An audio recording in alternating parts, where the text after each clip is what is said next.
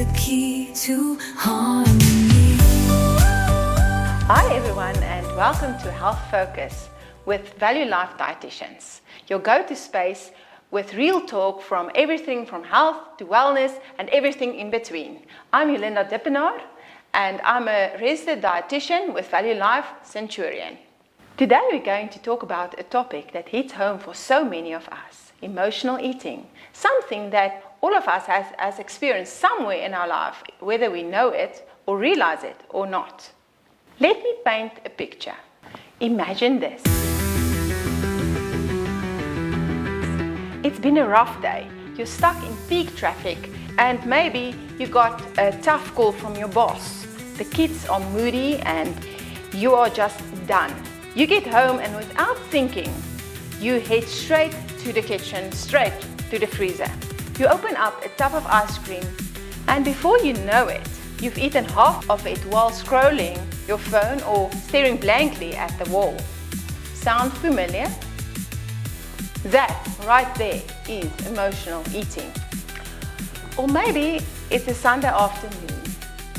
The house smells like Grand's fat cook and something feels emotionally off.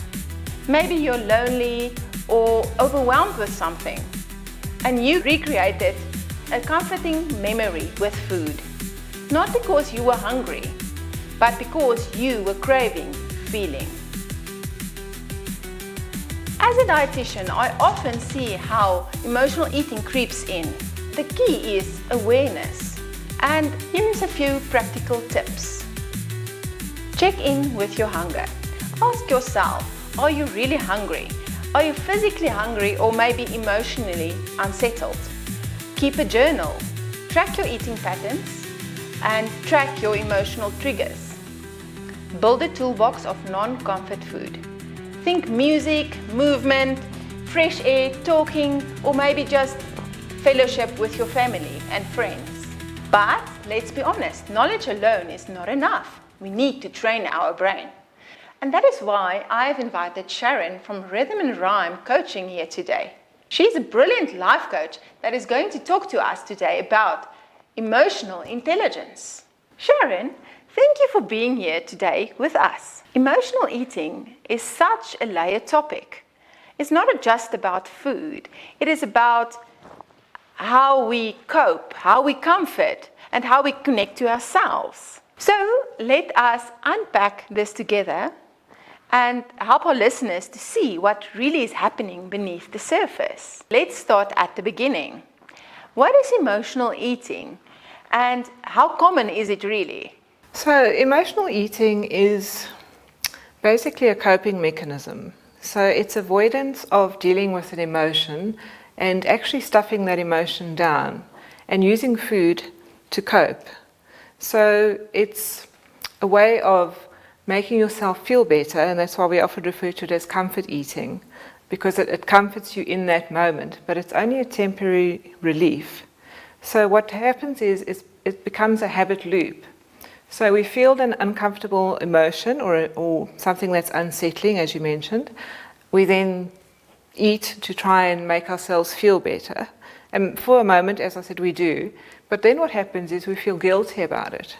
So it becomes this vicious cycle of emotional eating, and then eventually it becomes a habit. The habit that we really want to break. Absolutely. Does emotional intelligence help with emotional eating? It does. So the cornerstone of emotional intelligence is self-awareness. So that means understanding what it is that you're feeling, so being able to name that emotion, and then finding a way to deal with that emotion in a healthy way. So rather than turning to food to find out what is beneath that emotion, because sometimes what we're feeling is just on the surface. For example, anger. So underneath that anger, there might be another emotion, such as frustration or feeling disrespected. So it goes a little bit deeper than that. So that's where an emotions wheel comes in. It's a very handy tool to use to actually dig deeper into what is the underlying cause of the way that you are feeling, and actually being able to sit with that emotion, understand it, and ask yourself, why am I feeling this in this moment, and what can I do about it? will you maybe walk us through on someone with emotional eating? How will they use emotional intelligence to cope with the emotional eating? Okay, well, firstly, as I mentioned, self-awareness. So being aware of what the emotion is that you are feeling, and then asking yourself questions as to whether or not, when you feel that urge to eat, is it, as you've said before, is it a physical hunger or is it an emotional trigger? And I think understanding your emotional triggers is key, and that is why journaling is such a helpful tool, because when you journal and you write down your feelings, and every time you get that urge to eat outside of your normal eating times, you can then pick up a pattern of, okay, I eat when I'm stressed, or I eat when I'm sad, or, there are many reasons why people emotionally eat. It could even be happiness. Sometimes we use food as a reward. So I'm feeling great, I'm going to have something nice.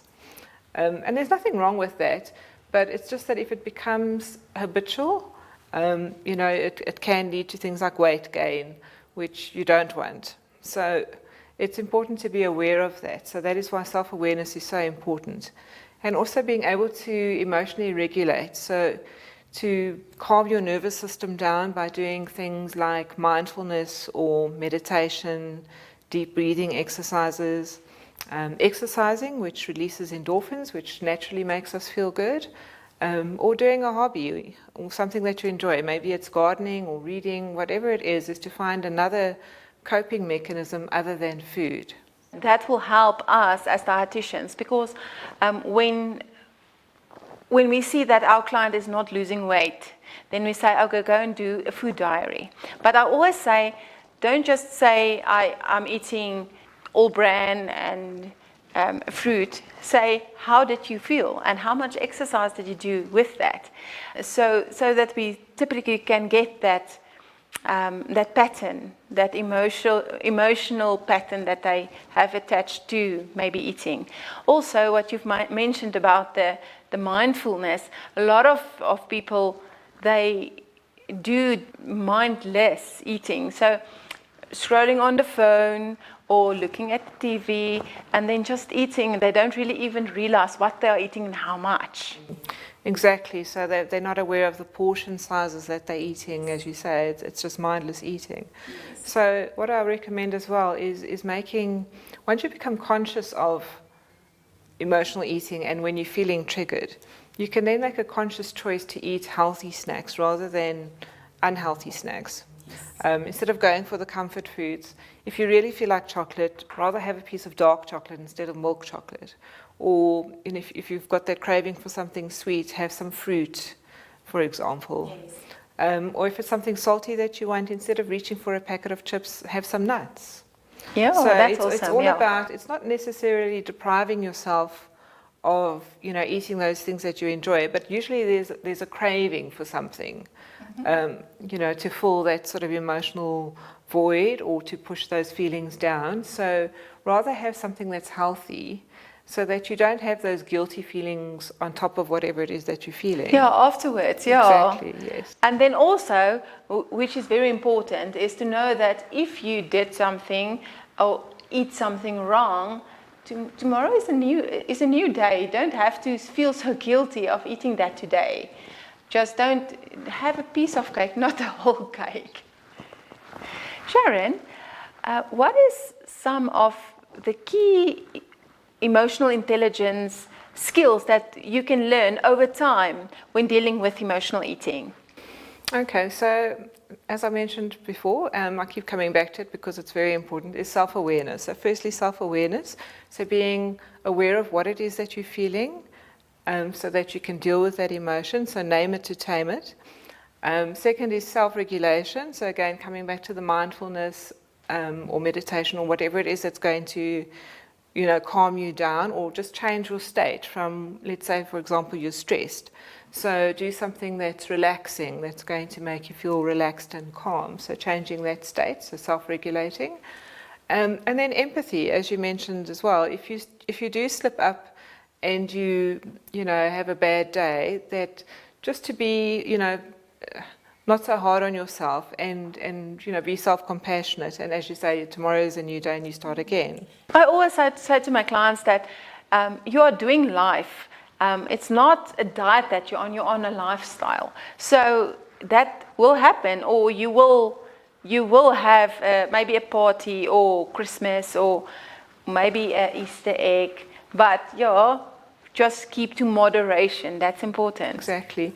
And also to remember your why. So why do you want to change your eating habits? Why do you want to change this pattern of emotional eating so that you live a healthier lifestyle, so that you're not gaining weight by eating all the wrong things and eating between meals and snacking on stuff which is not good for you, which is going to cause you to gain weight. So it's all those things. And then lastly, just to keep all those things, as you say, in moderation and trying to make conscious healthy choices rather than trying to stop eating in between meals altogether, which can sometimes be difficult. So rather make consciously awareness of healthy choices. What would you tell somebody that is struggling with emotional eating and they've tried everything, but they just keep on struggling? I think it's important that, as I said, that we have compassion for ourselves. So I would say don't berate yourself, because that just makes you feel worse. And that just perpetuates that cycle of then emotional eating, isn't it? Because now you feel guilty, you feel shame, so you're going to eat to stuff those feelings down. So yeah, as you say, just take it as one day at a time. Tomorrow is a new day.